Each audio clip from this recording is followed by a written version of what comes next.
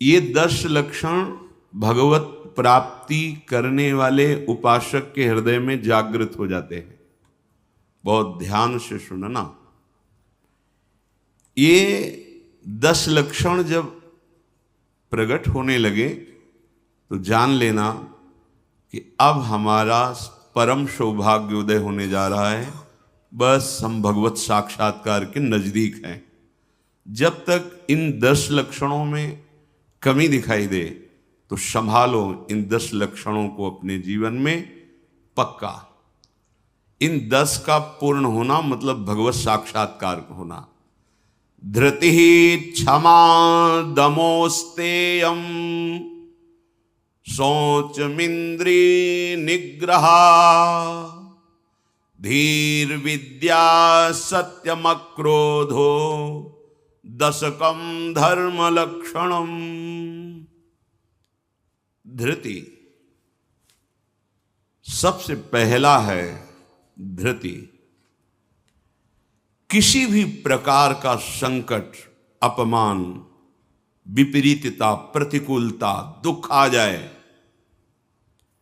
पर जो हमने भगवत प्राप्ति का लक्ष्य लिया है, चाहे वो गृहस्थ हो या विरक्त हो, भगवत प्राप्ति का लक्ष्य लिया है, अब वो नहीं छूट सकता, चाहे कुछ भी हो जाए। पहला लक्षण स्वीकृति इसीलिए कहा है।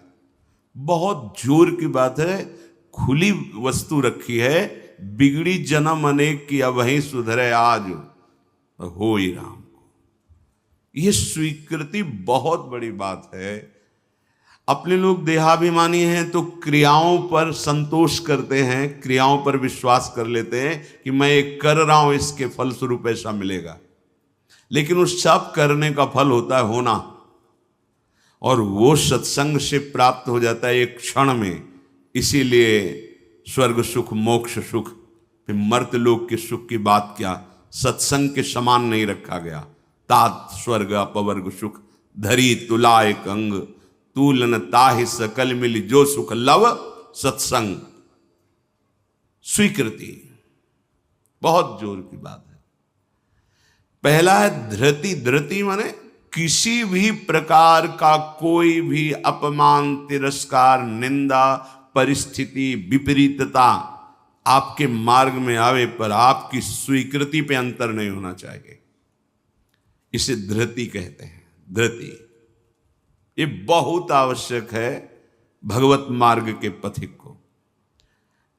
जो स्वीकृति की हुई है उस पे कोई विक्षेप नहीं पड़ना चाहिए। जो होना सो हो जाए, स्वीकृति नहीं बदलनी चाहिए। बस तुम्हारा ये यथा माम प्रपद्यन्ते तास तथैव भजाम्य हम। कोई भी परिस्थिति, कोई भी विपरीतता, कोई भी अपमान हमारी स्वीकृति में अंतर नहीं डाल सकता। मृत्यु स्वीकार करना अच्छा है, पर स्वीकृति पे अंतर नहीं आना चाहिए। वही स्वीकृति भगवत प्राप्ति करा देगी। गोस्वामी जी बाद में सब बातें कह रहे, पहले कह रहे बिगड़ी जन्म अनेक की अब वहीं सुधरे आज। हमारी धृति इतनी कमजोर है कि प्रतिकूलता के आभास मात्र में हम छोड़ देते हैं। प्रतिकूलता तो है ही नहीं, प्रतिकूलता के आभास, शायद प्रतिकूलता आ जाए, इससे हम भाग पड़ते हैं। ये कायरों का मार्ग नहीं है भगवत प्राप्ति। अज्ञान को छोड़िए। क्या तुम प्रभु को छोड़ दोगे तो दुखों से बच जाओगे क्या? जो कछ लिखा लिलाट दुख सुख देह संग, भुगते गो जहां जाएगो या सिद्धांत अभंग। या सिद्धांत अभंग तजत क्यों धीरज प्राणी। यही धृति। तजत क्यों धीरज प्राणी, वृंदावन परिहरे प्रिया प्रीतम रजधानी। स्वामिनी जी के महल को, स्वामिनी जी के चरण आश्रय को छोड़कर तुच्छ विषयों की तरफ कदम बढ़ा देना, स्वीकृति आपकी बहुत कमजोर है। बिगड़ जाएगा, ये जन्म बिगड़ जाएगा। पता नहीं किस युग में ये स्वीकृति का अवसर मिलेगा कि नहीं मिलेगा। कितना भी संकट आवे, धैर्य नहीं छोड़ना। सब कुछ सहना है, राधा राधा कहना है। नियम बना लो, जीत जाओगे। काल पर भी विजय प्राप्त कर लोगे। विश्वास करो, ये मंत्र मान लो, सब कुछ सहना है, राधा राधा कहना, राधा राधा। आपको सराहेंगे, आपको चाहेंगे, आप जो मर्जी आवे सो करो। सराहेंगे आपको, कोसेंगे नहीं, आपको सराहेंगे और आपको ही चाहेंगे। हम आपसे तन मन प्राण सर्वस्व समर्पित करके प्रेम करते हैं। ये प्रेम मार्ग की बात। भगवत प्राप्ति करना है तो पहली बात है ये धृति, ये धैर्य रखो। ये नहीं देखा जाता, धैर्य नहीं दिखाई देता, धैर्य नहीं। जरा सा विचलता हुई भाग पड़े। कहां भागोगे? जिधर भाग के जा रहे उधर तो विचलता का समुद्र है। यहां तो विचलता तुम्हें अविचल स्थिति प्रदान करने के लिए है। यहां का भय तुम्हें निर्भय पद प्रदान करने के लिए है। और इस भय को स्वीकार करके भाग रहे हो तो महाभयावह प्रवाह है संसार का, बहते चले जाओगे। अभय होए जो तुम्हें डेराई। धृति, जो धृतिवान है, लौकिक पारलौकिक सारी संपत्तियां उसके चरणों में झुकने लगती हैं। देख लो, शब्द पर ध्यान दो। जो धृतिवान है, धैर्यवान है, हर कष्ट सहता है, तो आगे जो मार्ग है बोले लौकिक और पारलौकिक सारी संपत्तियां उसके चरण चूमती हैं, क्योंकि वो धैर्यवान है। अगर धृति नहीं है तो परमार्थ का भेष भले हो, परमार्थ की स्थिति नहीं होगी। इसीलिए भगवान कपिल देव जी ने माता देवती जी से कहा, जो आसक्ति संसार के बंधन का कारण है, वही आसक्ति यदि महात्माओं के चरणों में हो जाए तो मोक्ष का खुला हुआ द्वार है। तो वो महात्मा कैसे होते? तो सबसे पहला शब्द था तितिक्षवहा, मतलब महान सहनशील होते हैं संत जन। तितिक्षवा, यहां धृति, ऐसा धैर्य कि कोई भी विचलित ना कर सके। बहुत गंभीरता से, इसीलिए इसमें रुके हुए हैं। बहुत गंभीरता से पहला लक्षण है भगवत प्राप्ति का। जिसके अंदर ये 10 लक्षण आ गए तो भगवान प्रकाशित हो जाते हैं हृदय में, क्योंकि वही परम धर्म का स्वरूप है। भागवत धर्म में चलने वाले या कोई भी धर्म स्वीकार करे तो धृति जरूर आनी चाहिए। अगर धृति नहीं, आप पातिव्रत धर्म, एक पत्नी व्रत धर्म, जो जहां जिस धर्म में, तो उसको धैर्य धारण करना पड़ेगा। बिना धृति के धर्म का पालन नहीं होता। फिर ये तो परम धर्म, महाभागवत धर्म, प्रेम धर्म, इसमें तो कष्टों की परवाह करे तो योद्धा कैसा। अगर अनुकूलता, प्रशंसा, मान और सुख की चाह है तो परमार्थ का पथिक कैसा। अभी भ्रम में है वो। किसकी अनुकूलता? किसकी अनुकूलता? शरीर की। चाहे जितना अनुकूलता देते रहो, ये नष्ट होगा। इसकी अनुकूलता नहीं। श्री कृष्ण अनुकूल लेन, श्री कृष्ण की अनुकूलता को देखो कि हमारे शरीर, मन, वाणी, चेष्टा प्रभु के अनुकूल हो। उसके लिए तुम धैर्यवान बनो। चाहे जितनी निंदा हो, अपमान हो, तिरस्कार हो, संकट आवे, विपत्ति आवे, परवाह नहीं। तो हर विपत्ति संपत्ति बन जाएगी। देख लेना, लिखा है कि जो धैर्यवान होकर परमार्थ में चलता है तो लौकिक और पारलौकिक सिद्धियां और सफलता उसके चरणों में आ जाती है। श्री राधा किंकरीणाम लुठति चरण यो रद्भुता सिद्ध कोटि, करोड़ों प्रकार के वैभव सिद्धियां उसके चरण दास्ता में आ जाती, हाथ जोड़े खड़ी रहती हैं जब सेवा की आज्ञा हो। दूसरी बात है, दूसरा लक्षण है क्षमा। अपने साथ कोई बुराई कर रहा है, भगवत प्राप्ति करनी तो संसारिक आदमी इन बातों को समझ भी नहीं सकता, क्योंकि उसका उद्देश्य अंतःकरण धर्म में अहम ममत्व स्थापित करके भोगों को भोगना और उसी में सुखी होना है। अभी अज्ञान है, वो नहीं समझ रहा। ये परमार्थ के पथिक की बात है। क्षमा, ये इसलिए बोला, वो सामने वाला हमको ऐसा बोलता है, हम चुप रहेंगे। कैसे चुप रह सकते हैं? सामने वाला कौन है? अगर तुम संसारी हो तो संसार है, और परमार्थिक हो तो तुम्हारा आराध्य देव है। तुम्हारी वही तत्व दृष्टि होनी चाहिए जिसकी प्राप्ति के लिए निकले हो। कब करोगे, किस जन्म में करोगे? अभी इसी क्षण से अभ्यास शुरू करो।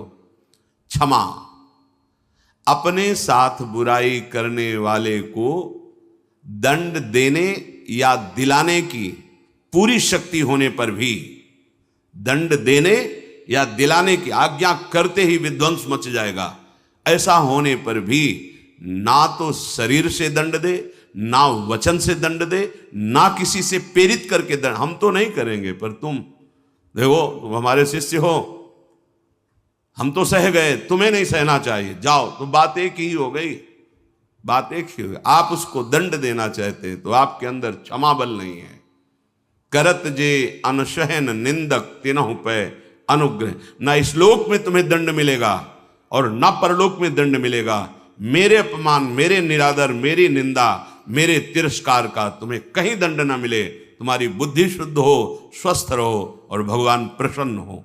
ये है परमार्थ के पथिक का हृदय। विचार करो, जो अनशहन करके निंदा कर रहा है, अपमान कर रहा है, तिरस्कार कर रहा है, उसके लिए ठाकुर हरिदास जी के कोड़े पे कोड़े वो बरसा रहे निर्दयी और कह रहे हरि बोल कहता है। तब ऐसी पीड़ा में भी मुस्कुरा के कहते हैं भगवान बड़े कृपालु हैं, तुम्हारा मंगल करेंगे, क्योंकि तुमने भी कहा हरि बोल। तो ये 2 अक्षर हरि नाम तुम्हारी जिह्वा पे आया। अब मुझे विश्वास हो गया कि भगवान तुम्हारा मंगल कर देंगे। ये है महाभागवत की स्थिति। कितना भी अपमान, कितना भी क्लेश या निंदा करे, उसके लिए ना मन से अमंगल भाव हो, ना वचन से हो। देखो, पूरी शक्ति है, पर ऐसे महापुरुष हुए हैं कि अगर वो संकल्प कर ले तो क्या ना हो जाए। इतना उनके पास भजन बल है, तप बल है।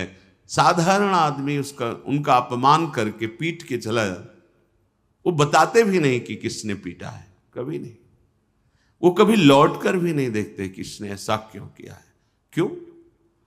क्योंकि अगाध बोध संपन्न महात्मा जैसे अपने हाथ से, अपनी दांत से अपनी जिह्वा, अपने द्वारा कोई चेष्टा जो अपने को पीड़ा पहुंचा दे, किसको दंड देंगे? ऐसे आत्मस्वरूप सर्वत्र अनुभव करते हैं। इसलिए राग द्वेष रहित महात्मा के हृदय में ये आता ही नहीं है कि इसको दंड दिया जाए। अपने साथ बुराई करने वाले को दंड देने दिलाने की पूरी शक्ति रहने पर भी उसको दंड देने या दिलाने की भावना मन में भी ना आए और उसके हर अपराध को सहकर यथोचित चेष्टा करे कि उसको सुख पहुंचे, उसे भगवत साक्षात्कार होता है। उसे क्षमा कहते हैं। श्रीपाद प्रबोधानंद जी ने भी कहा, नीचापमानम शुद्धा। नीच शब्द इसलिए कि आप उससे महान हैं, आप उस पर शासन कर सकते हैं, आप उसको दंड दे सकते हैं, पर उसके द्वारा किए हुए अपमान को सह गए। कैसे? अमृत मान करके। अमृत, नीचा अपमान। जब कोई गाली दे, निंदा करे, अपमान करे, तब ये बात आवे भगवान इसका मंगल करे। ये भक्त हृदय होता है। अनुकूलता में तो सबको आशीर्वाद देने के लिए तैयार हो जाएगा। प्रतिकूल परिस्थिति में भगवत भाव युक्त हृदय होकर कोई अमंगल सोच भी उसके लिए ना करना, ये होता है। देखो, सर पे प्रहार किया नित्यानंद महाप्रभु के, जो जगाई मधाई के चरित्र में आता। महाप्रभु जब चैतन्य देव ये देखा तो सहन नहीं कर पाए, कैसे महाभागवत के प्रति ऐसा अपराध। क्रोधावेश लो, चरण पकड़ लिए नित्यानंद महाप्रभु ने कि चैतन्य महाप्रभु का, प्रभु ये आपकी विशेष कृपा के पात्र है। नाथ, आपका अवतार दंड देने के लिए नहीं हुआ, आप कृपा कीजिए। ये आप कह दो कि वो तो अवतारी पुरुष हैं, तो हम किनके बच्चे हैं? हम किस मार्ग में चल रहे हैं? हम उन्हीं के तो बच्चे हैं, उन्हीं की तो अंश हैं, उन्हीं की तो शरण में है। वही नाम जो बोल रहे हैं वही तो हमें दे रहे हैं, कोई दूसरा नाम थोड़ी दे रहे। वही कृष्ण नाम दे रहे, वही राधा नाम दे रहे हैं, जिसमें ऐसी अपार सामर्थ्य है। वो तो स्वयं प्रभु हैं, पर हम कौन हैं? उन्हीं प्रभु के तो अंश हैं, उन्हीं प्रभु के बच्चे हैं, उन्हीं के चरण शरण में हैं। उन्हीं के वचनों के अनुसार चले तो वैसी ही कृपा का अनुभव होने लगेगा। क्षमा। पहला धृति, दूसरा क्षमा। तीसरा है दम। दम कहते हैं इंद्रियों को विषयों से हटाकर प्रभु में लगाना। ये भगवत प्राप्ति के लक्षण वाले महापुरुष का जो भाव है। दम, दमन करना। हमारी इंद्रियां बहिर्मुख होकर भोग भोगना चाहती हैं, इनका स्वभाव बन गया है। दुर्वासना मम सदा परिकर्षयन्ति। विषय इतने प्रबल हो रहे हैं कि इंद्रियों को अधीन कर लिए हैं। इंद्रियां इतनी प्रबल हो रही कि मंथन करने वाली प्रमथन स्वभाव वाली मन को अधीन कर लिया है। मन इतना प्रमथन स्वभाव वाला बुद्धि को अधीन कर लिया। अब बुद्धि विषय में सुख मान करके सब छूट दिए हैं, तो इंद्रियां मन विषयों में विचरण कर रहे हैं।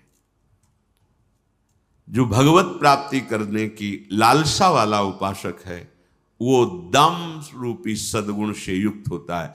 दम अर्थात दमन करना, इंद्रियों का दमन करना। थोड़ा कठिन है।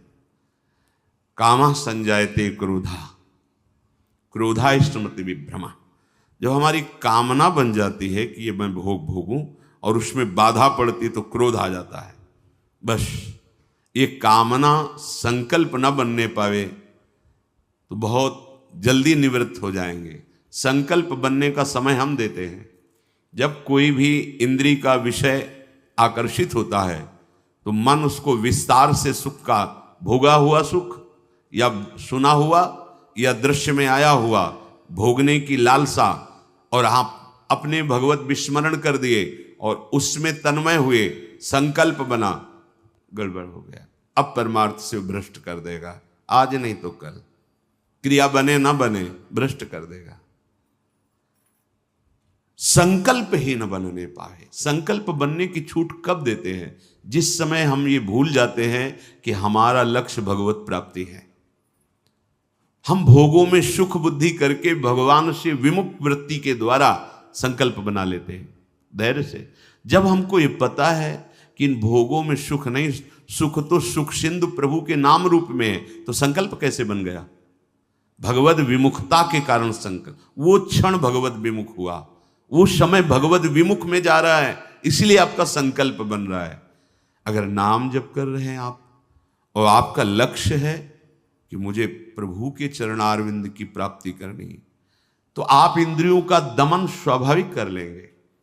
बहुत सरलता सहजता से इंद्रियों का दमन हो जाता है। हमारी स्वीकृति ठीक नहीं है, इसलिए जैसे एक दिन एकांतिक में चर्चा हुई थी, आप वैष्णव हैं, आप भगवत दासत्व के चिन्हों से युक्त हैं, आप भगवत प्राप्ति का मार्ग स्वीकार किए हो, चाहे गृहस्थ हो चाहे विरक्त। अब आपके सामने मांस परोसा जाए, आप खाएंगे? बिल्कुल ना, अंदर से ना बाहर से चेष्टा ही नहीं होगी। क्यों? क्योंकि आपकी स्वीकृति नहीं है। ठीक है, मदिरा ना अंदर से ना बाहर से स्फुरण ही नहीं होगा उसको पाने का। क्यों? आपके अंदर स्वीकृति ही नहीं। लेकिन बेविचार, मैथुन, गंदी बात, क्या आपकी ऐसी स्वीकृति है जैसे मदिरा और मांस के प्रति है तो उसी पंक्ति में, पर आपने इसके लिए स्वीकृति छोड़ दी, आपने इसकी गुंजाइश रख ली। अब आप गिर जाएंगे, आपकी इंद्रियां आपको गिरा देंगी। दूसरे की जरूरत नहीं, आपका मन ही आपको परेशान कर देगा, भ्रष्ट कर देगा। क्या आपकी ऐसी स्वीकृति है? और है तो आप बोलो, आपके सामने मांस परोसा जाए, मदिरा रखी जाए, तो क्या अंदर से स्फुरण होगा? स्फुरण ही नहीं होगा। आप देख लो ना, स्फुरण ही नहीं होगा और आपकी भौं चढ़ जाएगी। आपको पता नहीं आप ये क्या, या तो उठ के चल देंगे, बिल्कुल संभाषण भी नहीं करेंगे। ऐसा ही जो शास्त्र विरुद्ध आचरण है, सबके प्रति क्यों नहीं हो रहा? जो हमारे शास्त्रों में भगवत प्राप्ति के विरुद्ध आचरण बताए गए, आप उनको एक लाइन में ही बताया गया है। आप उन शब्दों में दो को तो मान लिए त्याज्य, स्वीकृति ही नहीं उनके प्रति कि हम वैष्णव हैं, भगवत दास हैं, तो फिर व्यभिचार, मैथुन, ये गंदी चेष्टाएं, इसको उस पंक्ति में क्यों आप स्वीकृति में रख लिए? आपने स्वीकृति की है, और यदि आपकी स्वीकृति वैसे है तो आप बोलो कैसे हो सकता है वो दो बातें जो बोली, कैसे आप स्वीकार नहीं कर सकते? प्रार्थना करने पर, एकांत में मिलने पर भी आप उन वस्तुओं का सेवन नहीं करेंगे क्योंकि आपकी स्वीकृति नहीं। ऐसे ही स्वीकृति आपकी भगवत प्राप्ति की है तो उसमें बाधक है, फिर आप उस बाधक क्रिया को, बाधक चेष्टा को एकांत में क्यों करते हैं? अपना नाश क्यों करते हैं? ये इंद्रियां और मन मिलकर आपको स्वरूप विस्मृति के गर्त में डालती जा रही। जितना भोगों में सुख का अनुभव करोगे उतने ही आत्मस्वरूप की विस्मृति के गर्त में चले जाओगे। भगवत विस्मृति, काम संजायते क्रोधा, क्रोधा स्मृति विभ्रमा, स्मृति भ्रंशात बुद्धिनाशो, बुद्धिनाशात प्रणश्यति। भगवत प्राप्ति के लिए दमन करना सीखे इंद्रियों का। श्री हरिवंश नाम बल लहों, अपने मन भाई सब कहों, रहों शरण हरिवंश की। भगवत शरणागति और नाम जब दमन कर सकते हो इंद्रियों का, संकल्प बन जाएगा तो फिर बहुत मुश्किल पड़ेगा क्योंकि क्रोध प्रकट हो जाएगा। जिस इंद्री के संयोग सुख में आप तन्मय हो रहे हो उस इंद्री सुख में बाधा पड़ेगी तो आपके अंदर राक्षसी भाव जागृत हो जाएगा। आप कुछ भी कर सकते हो, उस समय मन आपको अपने अधीन किए आप राक्षसी बुद्धि से युक्त हो जाओगे। बहुत सावधान। दम, पहले ही हमारा निश्चय है भगवत प्राप्ति, हम प्रभु से मिलने के लिए चले तो जो प्रभु के भाव में डूबे हुए महापुरुष जनों ने निषेध किया ये नहीं, उसको बिल्कुल वैसे ही देखो जैसे और निषेध पदार्थ हैं। दम शब्द से है इंद्रियों का निग्रह, पर इंद्रियों का निग्रह होता है मन के द्वारा, और मन इंद्री दोनों मिल मना खष्टान इंद्रियाणि प्रकृति स्थान कर सेती, तो बची बुद्धि। अब बुद्धि शुद्ध हो तो मन पर अंकुश लगावे, लगाम खींचे तो इंद्री रूपी घोड़े सहज मार्ग में आ जाएं। सहज मार्ग है भगवत मार्ग, विषम मार्ग है संसार मार्ग। बहुत सावधान। और बुद्धि तभी शुद्ध रहेगी जब हर क्षण प्रभु का स्मरण करेगी। भगवान से वियोग प्राप्त हुई बुद्धि, वियोग माने भगवान से विलग हुई बुद्धि शासन नहीं कर सकती मन और इंद्रियों पर, और भगवान से योग को प्राप्त हुई बुद्धि इनको अपने शासन में रखेगी। तो बुद्धि योग कैसे बने? तो तेसाम सतत युक्तानाम भजताम प्रीति पूर्वकम तो ददामि बुद्धि योगम तम येन माम उपयांति ते। श्री भगवान के वचन। अगर तुम सतत भजन कर रहे हो तो बुद्धि भगवान से युक्त हो जाएगी, भगवान में तन्मय हो जाएगी, इतनी सामर्थ्यशाली हो जाएगी, जहां चाहेगी वहीं रथ को खड़ा कर देगी। लगाम है मन, घोड़े हैं इंद्री, शरीर है रथ, बैठा है जीवात्मा और हाँक रहा है सारथी बुद्धि। ईश भजन सारथी सुजाना, अपने आराध्य देव का सतत भजन मानो सुजान सारथी मिल गया है। अब मन रूपी लगाम को शासन में, तो घोड़े अपने आप सही मार्ग में। इंद्रियों का दमन अर्थात मन का निग्रह, अर्थात बुद्धि का परमात्मा में निरंतर जुड़े रहना। निश्चय में भजन होना चाहिए, बुद्धि कार्य निश्चय, भजन न छूटे। जीत गए आप तीसरे गुण दम को प्राप्त हो गए। चौथा अस्तेय, चोरी का स्वभाव ना होना। मन से, वाणी से, शरीर से किसी भी प्रकार की चोरी ना करना। फूल लेने जा रहे हैं प्रभु, जनक जी के यहां निमंत्रण में आए हैं, विश्वामित्र जी को आमंत्रित किया गया है। फूल केवल है, कोई और वस्तु नहीं है। पर आप देख लीजिए उस प्रसंग में प्रभु मालियों से पूछते हैं, क्या मैं अपने गुरु सेवा के लिए कुछ पुष्प ले सकता हूं? स्वीकृति दी। हमारा स्वभाव बिगड़ गया है, बहुत सावधानी की जरूरत है। सोचते हैं कि हम चोरी करके दूसरे का धन, दूसरे का सुखी हो जाएंगे, कभी नहीं हो गए। अधर्माचरण करने वाला कभी, आपको थोड़ी देर हर्ष होगा, हर्ष शोक में परिणित हो जाएगा, शोक भयानक दुख पैदा कर देगा। बहुत सावधान, सिद्धांत को समझो और भगवत मार्ग में चले हो तो ऐसा होना ही नहीं चाहिए किसी भी तरह से। और ये वस्तु बहुत अच्छी लग रही है, नहीं, आज जो हमारी व्यवस्था कर रहा है कल व्यवस्था, हम व्यवस्था के लिए भगवत मार्ग में आए क्या? हम तो भगवत आनंद के लिए आए हैं। शरीर और मन प्राण उनको समर्पित है, वो जाने। किसी भी तरह की मन से, वाणी से, शरीर से चोरी नहीं होनी चाहिए। दूसरे की बात हम सुनी तो सुन करके उसे अनुभव में उतारें, सुन के उसको दूसरों को बोलकर प्रभावित कर लेना, यह भी चोरी हो गई। महापुरुषों की बात, अमुक संत ने अमुक बात कही है, हम सब मिलकर उस पर चले भगवदानंद का अनुभव करने के लिए। अगर हम उस बात का केवल प्रयोग करते हैं दूसरे को प्रभावित करने के लिए और वासनाओं की पूर्ति के लिए, यह भी चोरी है। वो बात हमारे अंतःकरण को भगवदाकार करने के लिए है। सत्संग में उस बात को इसलिए कहते हैं कि वो बात हम सब धारण करें और भगवदानंद को प्राप्त हो। किसी भी तरह का मन में या तन में या वचन में ये छुपाव भाव, ये चोरी भाव, हम चाहते कुछ हैं और वाणी से कुछ बोल रहे हैं, वो ठीक नहीं है। अस्तेय, बिल्कुल छुपाव का भाव, चोरी का भाव नहीं होना चाहिए, न मन से, न वाणी से, न शरीर। भगवत प्राप्ति करने वाला उपासक जो मन में होता है वही वाणी में होता है, वही चेष्टा में होता है, तीनों में एक होगा। और जो विषयी जीव होता है उसके मन में कुछ और होता है, वाणी से कुछ और बोलता है, चेष्टाएं कुछ अलग दिखती है, ये ठीक नहीं है।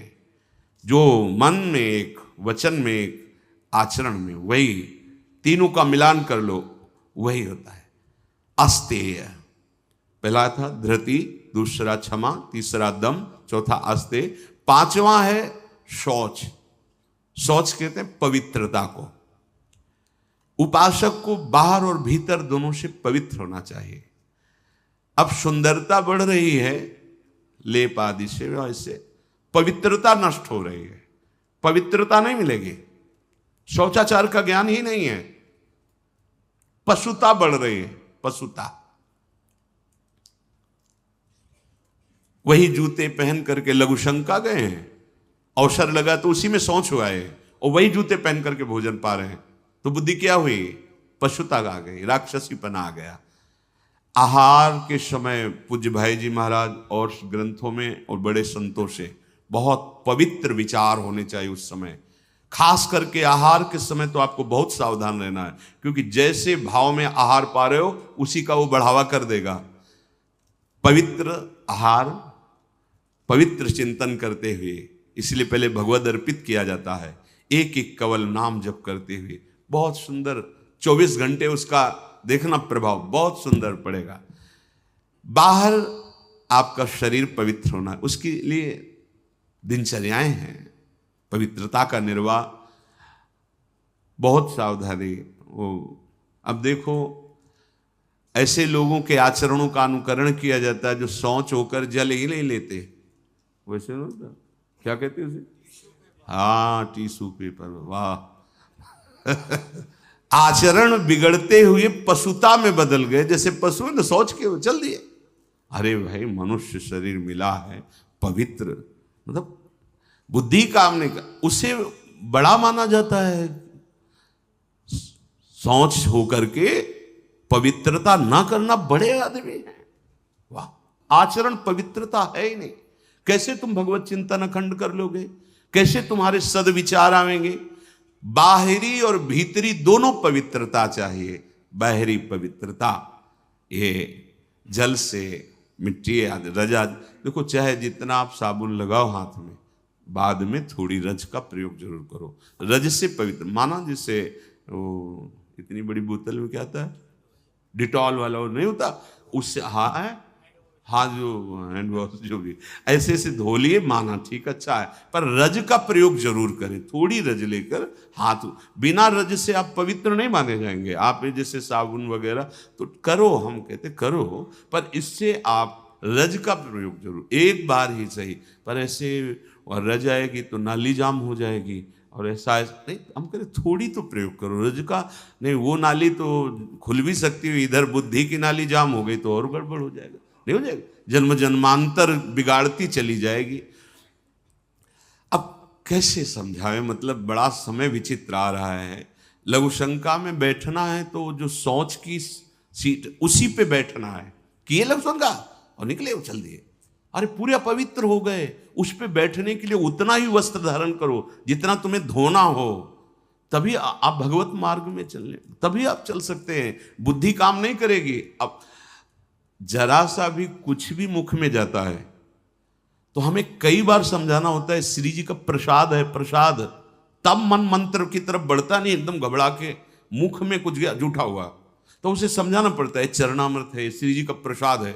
अभ्यास, हम बातचीत कर रहे हो और बाथरूम के पादुका में पैर जा रहा हो, बंद मंत्र, नाम चलना प्रारंभ, हमें बाद में ज्ञान होगा, वो पहले हो गया।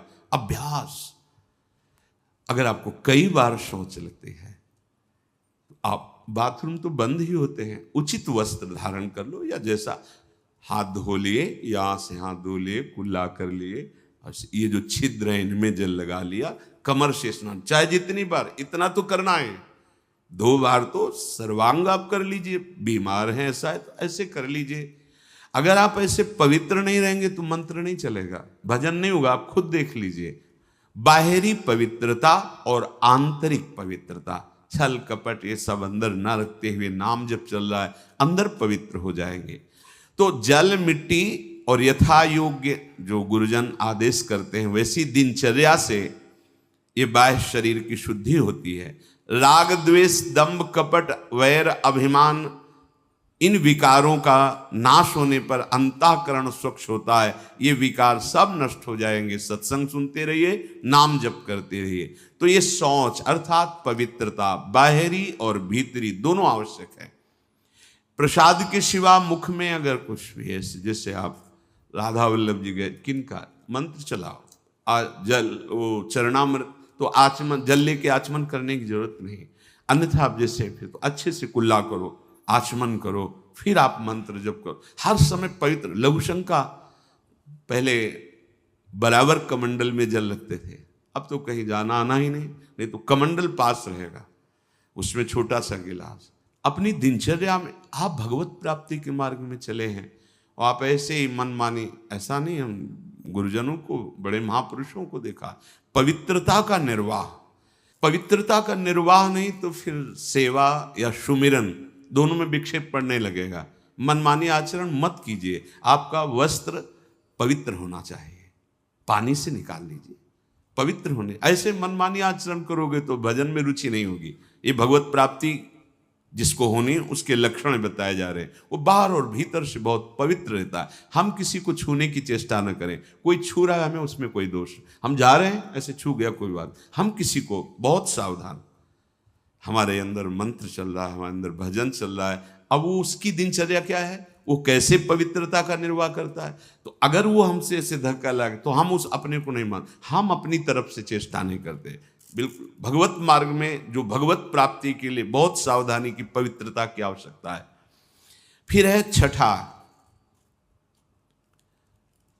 शब्द, स्पर्श, रूप, रस, गंध, इनका ऐसा प्रभाव है कि खींच लेते हैं। जैसे अभी कोई ध्वनि बजने लगे, आ जाएगा, प्रभाव पड़ा शब्द का। अभी कोई चीख दे, ऐसे शब्द का प्रभाव पड़ा ना, ऐसे रूप का प्रभाव पड़ता है, ऐसे रस का प्रभाव पड़ता है, गंध का प्रभाव पड़ता है, स्पर्श का प्रभाव पड़ता है। इसी प्रभाव को जीत ले जो, बस ये बात समझे। हमारा जो नाम चल रहा है, अब कुछ भी गाए, कुछ भी बजाए, कुछ भी शोरगुल हो, उस पर अंतर नहीं पड़ना चाहिए। हम रूप आशिक हैं प्रियालाल के, आप कोई भी रूप हो, हम स्वादी हैं प्रियालाल के उच्छिष्ट के, अधरामृत के, जो उनका उच्छिष्टामृत भुक्त वही हुआ। इसके अलावा कुछ भी अमृत भी हो तो हमारे लिए, हमारी गंध श्री जी के श्री चरणों में चढ़ी हुई तुलसी, पुष्प, श्रीअंग का इत्र, प्रसाद, माला आदि, बस। इससे क्या होगा, शब्द, स्पर्श, रूप, रस, गंध पर आप विजय प्राप्त कर लेंगे। सनकादि के लिए जैसे आता है कि शब्द, स्पर्श रूप रस गंध पर विजय प्राप्त की हुई महापुरुष के भी घ्राणेन्द्री में जब प्रभु श्री हरि के श्री चरणों की तुलसी की गंध गई तो प्रेम विकल हो गए, ऐसा था। ये जो हमारी इंद्रियां स्पर्श सुख में, देह सुख, स्पर्श सुख में, रूप में, रस में, गंध में, शब्द में हमें भगवत प्राप्ति करनी, इसका हमें परिवर्तन करना होगा। हमें जहां भागवतिक शब्द श्रवणेन्द्रिय में पड़े तो नाच पड़ना चाहिए, प्रापंचिक शब्द तो उदासीन हो जाना चाहिए। भगवत भाव से सबके चरणों में प्रणाम, मेरे प्रभु सब इन रूपों में समाये हुए, ठीक है। ऐसे कोई रूप, और वास्तविक जब आप इतने महान रूप के प्रेमी भाव में चल रहे हैं तो कोई रूप आकर्षण नहीं कर सकता, नहीं कर सकता, है ही नहीं। देवलोक भूलोक रसातल सुनि कवि कुल मत डरिए, सहज माधुरी अंग अंग की कई कासो पट तरिए। कौन सा रूप? कोई भी रूप ऐसा नहीं कि चित्त में क्षोभ पैदा कर दे। कई बार विनोद में कहा है कि जैसे मकान में आग लग जाए तो कैसा दिखाई देता है, ऐसे ही जो रूप आशिक प्रभु के होते हैं, कहीं भी कोई भी रूप बहुत सुंदर वो नहीं। जितना सौंदर्य यहां से ब्रह्मलोक तक है, हमारे प्रभु के सौंदर्य सिंधु के बिंदु के एक सीकर से है। कोटि काम मूर्छित हो जाए ऐसे तो लालजू महाराज हैं। एक काम पूरे त्रिभुवन में तांडव मचाए हुए है। करोड़ काम जिनकी मंद मुस्कान से मूर्छित हो जाए, वैसी जो लालजू की रूप लावण्य महिमा है, वो लालजू हमारी लाडली जू, निर्तन भ्रकुटी, बदन अंबुज मृदु, सरस हास, मधु बोलन तो अति आसक्त लाल। तो अब ऐसे रूप के आशिक, ऐसे रूप की चाह करने वाले किसी रूप में वो प्रभावित हो जाएंगे। ये जो छठवां इंद्रिय निग्रह अर्थात शब्द स्पर्श रूप रस गंध, ये जो इंद्रिय के ज्ञानेन्द्रिय के 5 विषय हैं, इन किसी विषयों को भी भगवद विमुख होकर स्वीकार न करें। प्रभु से अर्पित है, जैसे विशेष विशेष गंध हैं, पर अगर प्रभु को अर्पित नहीं तो हमारी घ्राणेन्द्रिय उसे वो आ रही पर उसका महत्व तो नहीं है। और प्रभु में अर्पित है, हमारी प्रियाजू के श्री चरणों में चढ़ा हुआ है, ये पुष्प है, ये इत्र है, ये माला उनके श्रीअंग, अहो भाग्य, बार बार वो जीत जाएगा। फिर उसके घ्राणेन्द्रिय को लुभायमान नहीं कर सकता। श्रवणेन्द्रिय यदि प्रभु के जस को सुनने के लिए बावरों सो रस में फिरे, खोजत नेह की बात, तो विश्व का कोई भी शब्द उसे आकर्षित नहीं कर पाएगा। और रसेंद्रिय यदि प्रभु का केवल उच्छिष्ट भोक्ति है, वाकेंद्रिय केवल प्रभु के जस में है, आप जीत गए शब्द स्पर्श रूप रस गंध। बहुत सुंदर बात है, हम यहीं फंस जाते हैं। देखो, एकांत में आप कौन सा शब्द सुनते हैं? बिल्कुल खुली बात है, सभा में तो हम गान कर रहे हैं, लेकिन एकांत में कौन शब्द आपको प्रिय है? अगर एकांत में आपको नाटक नौटंकी नाना प्रकार के प्रापंचिक विषय सुनने और देखने में रुचि है, तो अभी आप इंद्रिय निग्रह नहीं कर पा रहे हैं, अभी आप भगवत दर्शन की लालसा वाले उपासक नहीं हैं। समझिए, आपका लक्ष्य भगवत प्राप्ति है।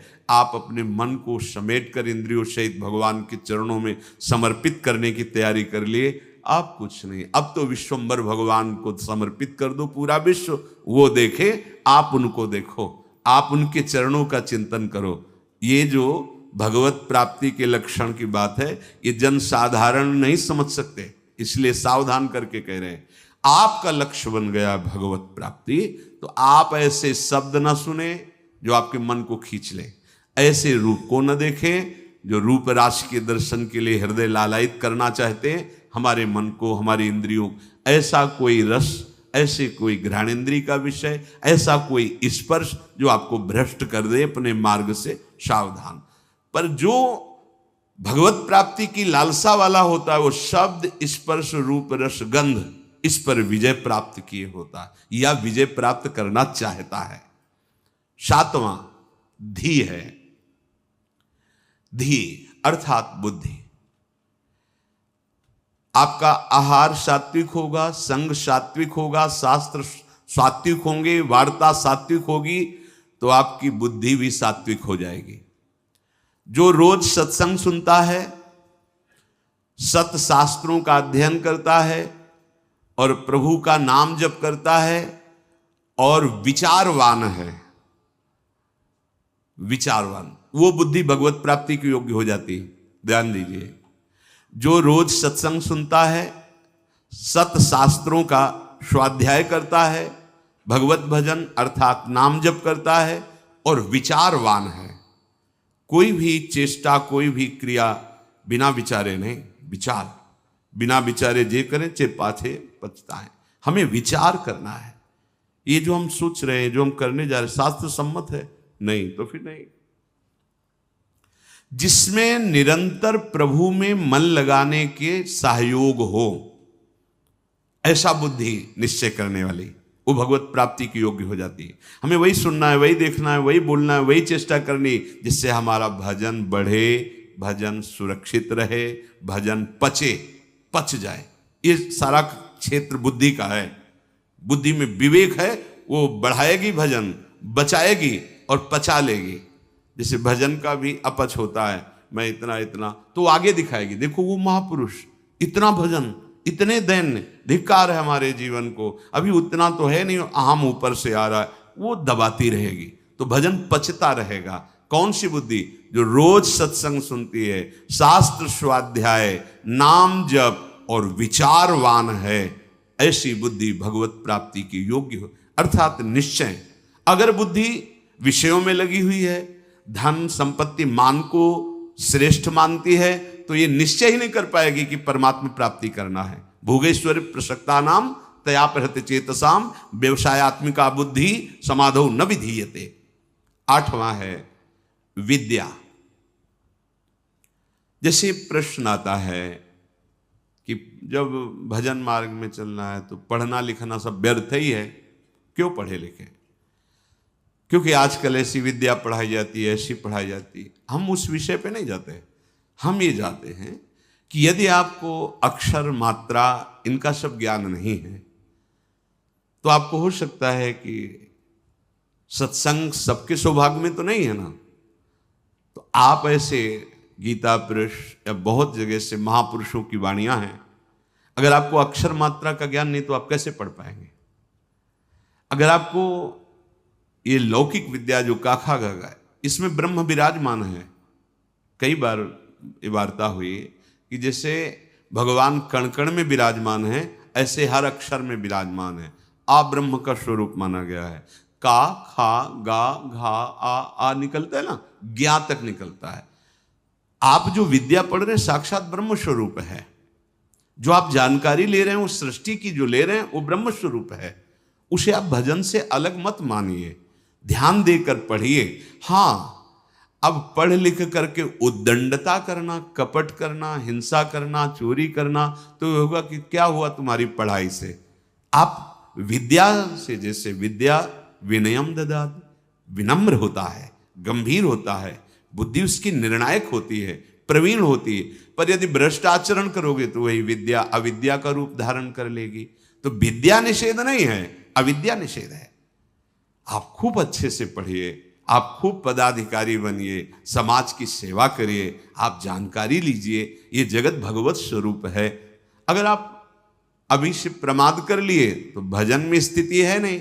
हम देखते हैं जो बच्चे पढ़े लिखे हैं ना, एक बार समझा दो तो कदम सोच समझ के रखते हैं। हाँ, हम ये कहते हैं यदि ऐसी रति है कि राधा राधा राधा राधा राधा सत्संग और नाम जप करते हुए आप, तो सच्ची मानिए सब शास्त्रों का ज्ञान अपने आप हो जाएगा। पर ऐसा बहुत ही कठिन है, कोई बिरला ऐसा जो ऐसे चल पाए, नहीं तो इसलिए पढ़ना आवश्यक है।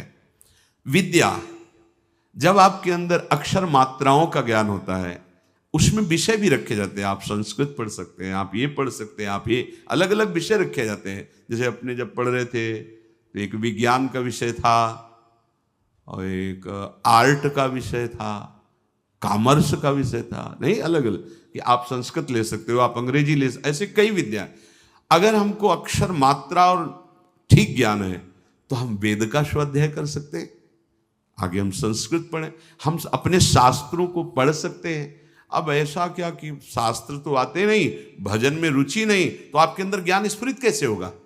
हम उन महात्माओं को देखकर बोला कि का नहीं पढ़े लेकिन एक क्षण भी नहीं नाम छोड़ रहे, तो सारा ज्ञान जागृत हो गया उनको। यही अपने वृंदावन में पूज्य मथुरा दास जी थे, वो खुद कहते थे, ए जी हमने कभी स्कूल का मुंह नहीं देखा, अर्थात कभी स्कूल नहीं गए, और 50-50 श्लोक महाभारत के एक साथ बोलते चले जा रहे हैं और फिर नंबर बाय नंबर उसका अर्थ बताते चले जा रहे हैं। ये सब क्या हो रहा है? बड़ा विचित्र है। जब हमारा चित्त प्रभु में जुड़ जाता है तो प्रभु पूर्ण है, तो कोई भी ऐसा ज्ञान नहीं जो उसके अंदर, पर अभी खेलने कूदने की अवस्था में प्रमाद स्थिति के कारण वो आड़ लेते हैं कि हम भजन करेंगे और विद्या नहीं पढ़ते, इसलिए पढ़ना चाहिए। पढ़ो, अब हमारी समझ में आया है कि पढ़ो, अपने को पहले दिनचर्या में लाओ, माता पिता के अधीन रहो, शास्त्र की बातें समझने के लिए विद्या का अध्ययन करो, कोई पद मिलता है तो समाज सेवी बनो, अधर्म का त्याग करते हुए धर्म पे चलने वाला महात्मा ही माना जाता है, चाहे वो गृहस्थ में हो चाहे विरक्त में हो। इसलिए विद्या ही अध्यात्म विद्या की तरफ ले जाती है। आप पढ़े लिखे हो, हमारी बात समझ रहे हो? नहीं समझ नहीं पाओगे। अब पढ़े ही नहीं तो निवृत्ति का अर्थ क्या समझ पाओगे? पढ़े ही नहीं तो प्रवृत्ति का अर्थ क्या समझ पाओगे? उनकी बात जाने दो जिनको लोक परलोक से कोई मतलब नहीं है, बस शुरू है भगवान नाम निरंतर, वो सिद्ध महापुरुष। अब कहां वृत्ति है? स्कूल जाने की रुचि नहीं, विद्या पढ़ने की रुचि नहीं, मोबाइल के पूरे इंजीनियर हैं छोटे छोटे बच्चे। हाँ, मतलब अभी इतने बड़े हैं, वो क्या सर्च करना है आपको बोल दो, बस बोलिए, आप वो सर्च किए बैठे। क्योंकि वायुमंडल ऐसा है, वातावरण ऐसा है, 4 बच्चे जहां मिले तो बिना सीखे सब आने लगते हैं, उनको कुमार्गगामी प्रवृत्तियां। इसलिए विद्याध्ययन, शास्त्र स्वाध्याय, तभी वो अध्यात्म विद्या की तरफ बढ़ेगा। जिससे यथार्थ ज्ञान प्राप्त होता है उसे ही विद्या कहते हैं। 9वां है सत्य। सत्य बोले, सत्य आचरण करे, असत आचरण, शास्त्र विरुद्ध आचरण नहीं, असत वार्ता। सत्य क्या है? भगवान है, सत्य नारायण है, सत्य श्री कृष्ण है। भगवत भाव से चर्चा करना, भगवत भाव से व्यवहार करना, ये सत्य आचरण होता है, ये सत्य वार्ता होती है। जैसा अंतःकरण और इंद्रियों में आपने निश्चय किया है वैसा ही बोलिए, उसमें छल कपट करके बनावटी शब्द दंभ वाले नहीं होने चाहिए। यह ध्यान में रखना चाहिए कि आप जो बोल रहे हैं उससे किसी के हृदय में ठेस नहीं पहुंचनी चाहिए। जो बोल रहे हैं उससे दूसरे को लाभ प्राप्त होना चाहिए। जो बोल रहे हैं वो यथार्थ सत्य होना चाहिए, कपट रहित, दोष रहित, अहित करने वाली वाणी नहीं होनी चाहिए। और 10वां है अक्रोध। कोई भी आपके प्रति कैसा भी बर्ताव करे, आपको क्रोध नहीं करना, यह नियम लेना है। इसमें दूसरा था क्षमा। क्षमा और क्रोध में अंतर है। जो हमारे प्रति अमंगल बर्ताव कर रहा है उसका मंगल हो, कभी अमंगल न हो, ये क्षमा है। अब जो हमें क्रोध दिला रहा है तो हमें नियम लेना कि हमें गुस्सा नहीं करना, वो दिलाएगा। देखो, जब आप परमार्थ पे चलते हो तो आपके अंदर और बाहर दोनों जगह ऐसी परिस्थिति पैदा की जाएगी कि आपको क्रोध आवे, आपके अंदर की वृत्ति बिगड़ेगी। बाहर का ऐसा व्यवहार हो सकता है, आपका साथी, आपका मित्र, आपके पास रहने वाला साधक ही आपसे विपरीत ऐसी चेष्टा, उस समय वो प्रेरित है। आपको देखना है कि इस समय प्रेरित है माया के द्वारा और वो मुझे गुस्सा दिलाने के लिए ऐसा विधान रचा गया, पर मैं गुस्सा नहीं होऊंगा। अगर सह नहीं पाते हो तो मौन हो, भाग जाओ वहां से, मौन हो के भाग जाओ। वीरता मत दिखाओ। गुस्सा करना वीरता नहीं, सह जाना वीरता है, जैसे सह पाओ। बहुत संतों ने इस पर, जहां कोई आपको गुस्सा की बात दिलाने लगे तो अगर आप ये याद कर लोगे कि मेरी परीक्षा हो रही, मुझे क्रोध दिलाया जा रहा है, तो आप संभल जाओगे। पर बस यही रहे कि मेरी परीक्षा हो रही, मुझे गुस्सा नहीं कर ली, नहीं, सोचते सोचते फिर कड़वा वचन निकलने लगेगा, फिर मारपीट भी होने लगेगी। पर सोचो अपने साधुओं के साधक हो के एक दूसरे को गाली दे रहे, लड़ रहे, ये कोई साधुता है? ये कोई मार्ग? अक्रोध, क्रोध नहीं करना। नियम लेना पड़ेगा ना कि क्रोध नहीं करना, वो दिलाएंगे क्रोध। बड़े विचित्र विचित्र लीलाएं होती। 100 बार थूका, क्रोध नहीं आया, ऊपर से थूका। तो उन्होंने यही कहा कि आपकी तो बड़ी कृपा हुई जो एक दिन में 100 बार मुझे गंगा स्नान करने को मिला, 100 बार हमें स्नान करने का सौभाग्य मिला। ये हो सकता है हमारे साथ व्यवहार ऐसा हो कि जिससे हमें क्रोध आवे तो हमें तुरंत सोचना है। तुरंत वही सोच सकता है जो साधक है, ये मेरी परीक्षा आई है, नहीं मुझे गुस्सा नहीं कर, राधा राधा राधा राधा राधा राधा राधा, भैया राधा, बढ़ो आगे बढ़ो, गुस्सा नहीं कर रही। अक्रोध, अपनी कोई बुराई करके, अपना कोई प्रतिकूल व्यवहार करके क्रोध दिलाना चाहता है। आप अक्रोध, आपको गुस्सा नहीं करनी।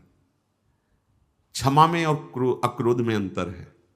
हम गुस्सा नहीं करेंगे, पर क्षमा उसको मंगल मनाएगी, उसके प्रति कोई प्रतिकूल व्यवहार नहीं होगा और उसका मंगल होगा। मन वचन कर्म से इसको, हमारे प्रति जो अपकार किया, कभी इसको दंड ना मिले, ना भगवान दंड देने या लोक में दंड, उसे क्षमावान कहते हैं। बहुत बड़ा बल है ये साधु का, इसीलिए दूसरे नंबर पे है क्षमा। ये जो क्रोध है वो हमें दिलाने की चेष्टा कर रहा है, हम उसका मंगल भी मनाने वाला विषय नहीं। अब हमें इसमें सावधान रहना, गुस्सा नहीं होना। देख लो, आज नियम लियो लोगे, शाम तक कोई ना कोई ऐसा आपको गुस्सा बाहर से नहीं अंदर से आ जाए। परसों मिला था ना, उसने अब जलने लगे, गुस्सा आने लगी। परसों की बात या वर्षों की बात, मन है वो लाएगा भी। अच्छा ऐसा मतलब तो हमको क्या समझ रखा है?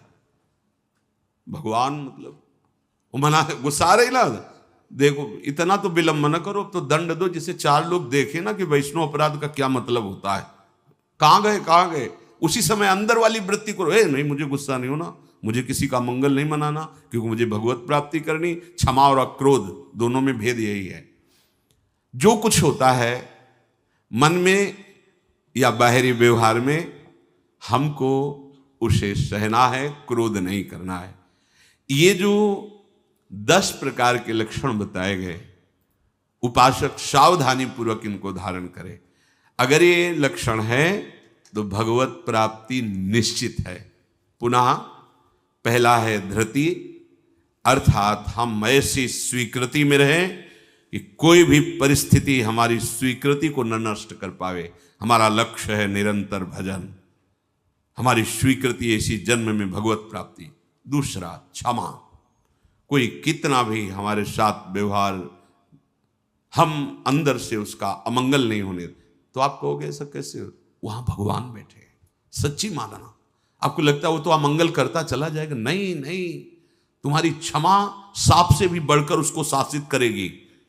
उमा क्षमा साप होते भारी, अपने कर्म जाय अपकारी। अगर आप लड़ गए, आप ऐसे कटु वचन बोल रहे हैं तो शायद उसका सुधार ना हो, लेकिन आप सह गए तो ये क्षमा जा करके उसको जो दंड देगी वो सुधार पे आए, उसका मंगल नहीं होगा, और उसको ऐसी जलन, ऐसी दंड स्थिति देगी कि वो सुधर करके मार्ग में चलने लगेगा। तीसरा दम, इंद्रियों का, मन का दमन करना, और ये बुद्धि से होता है। जब नाम जप करोगे, बुद्धि योग बना रहेगा, तो मन का भी दमन होगा, इंद्रियों का भी दमन होगा। आस्ते मन वाणी शरीर से किसी भी प्रकार की चोरी ना करना। ये जो लोभ प्रवृत्ति है बहुत सूक्ष्म होती है, बहुत सूक्ष्म होती है। इसको न शरीर से, न मन से, न वाणी से, किसी भी तरह से हमें चोरी नहीं करनी। शौच बाहर और भीतर से पवित्र रहने की चेष्टा करनी है। छठवां इंद्रिय निग्रह, अर्थात शब्द, स्पर्श, रूप, रस, गंध, ये हमें परास्त न कर पावे जो माया जनित है। सातवां धी, अर्थात सत्संग के द्वारा, शास्त्र स्वाध्याय के द्वारा, नाम जप के द्वारा, विचार के द्वारा हम अपनी बुद्धि को प्रभु से जोड़े रहें। विद्या, वही जो अध्यात्म विद्या तक पहुंचा दे। नवां सत्य, यथार्थ, प्रिय, हितकर भाषण, और सत्य हैं प्रभु। अगर प्रभु को लेकर आप वार्ता करते हैं, प्रभु को लेकर के आप अपने कार्य करते हैं, तो सब भगवत स्वरूप हो जाते हैं। 10वां अक्रोध, किसी भी परिस्थिति में गुस्सा ना करना। अपने लोगों को रहता है कि गुस्सा से सुधार हो जाता है, मुझे लगता है कि नहीं होता। कि नहीं जैसे हम गुस्सा करते हैं तो सब संभल जाते हैं, नहीं होता, क्योंकि वो आसुरी प्रवृत्ति है। आसुरी प्रवृत्ति से ना अपना मंगल होगा ना सामने वाले का। हाँ, भगवत भाव रखते हुए अगर वो नाटक है तो कोई बात नहीं। गुस्सा का एक नाटक भी होता है, वो ऐसे से ऐसा, पर अंदर ना जलन है, ना अंदर द्वेष है, ना घृणा है। ये आप देख लो। ऐसा नहीं कि भरपूर गुस्सा हो गए फिर इसके बाद सिद्धि दिखाई कि हम तो नाटक कर रहे थे। वो भगवान अंदर बैठे हैं, वही भगवत प्राप्ति की बात है। बिल्कुल उसके प्रति भगवत भाव है, बिल्कुल कोई जलन नहीं किसी तरह की, और किसी तरह की अभद्र वाणी नहीं है। और आप शासन, आप ऐसा नहीं करना चाहिए आपको, अगर आप ऐसा करते तो आप चलिए बाहर निकलिए, खड़े होइए। वो केवल सुधार के लिए माना जाएगा, जहां अंदर जलन नहीं हुई, अभद्र वाणी नहीं हुई और आपका भगवत भाव है। ये अक्रोध स्थिति में भी ऐसा आप बाहर दिखा सकते हैं, पर ये स्थिति छोटी मोटी नहीं है। इसलिए पहले हमें पूरा क्रोध धारण करना है, गुस्सा नहीं करें। हमें लगता है कि अगर हम किसी से प्रेम बर्ताव, तो माना वो अभद्र है, माना उसका दुष्ट स्वभाव है कि दब गया, लेकिन ये हमारा जो सत्य स्वभाव है अक्रोध, ये जब महापुरुष जन जो समभाव में अक्रोध स्थिति में रहते थे तो कहा नहीं जाता कि सिंह और गाय एक घाट में पानी पीते थे। उसका प्रभाव होता था कि पशु पक्षियों में भी हिंसा वृत्ति, उनके अंदर क्रोध का आक्रोश होता, वो सब शांत हो जाता था, क्योंकि वो द्वेष रहित, दोष रहित अक्रोध स्थिति को प्राप्त महापुरुष हैं। तो उनका ऐसा प्रभाव है कि पशु भी उस समय वैर त्याग करके समभाव में स्थित रहते थे। प्रकृति पर उसका प्रभाव पड़ता है। इसलिए ये 10 लक्षण भगवत प्राप्ति के लिए अनिवार्य है। अब आगे जो चर्चा